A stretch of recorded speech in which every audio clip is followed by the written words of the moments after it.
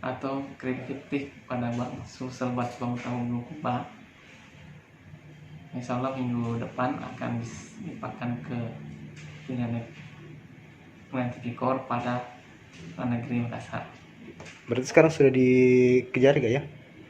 Sudah tahap 2 pada tanggal 21 Juli. Sudah ada dibentuk dan sudah ada pejabatnya di Kejaksaan Agung.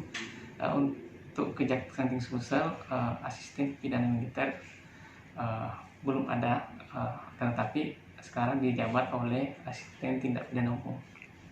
Aspidum gak ya? Iya. Oh, itu mungkin ada perencanaan kapan bakal di ini? Kita cuma sudah ada ruangan, tinggal menunggu saja.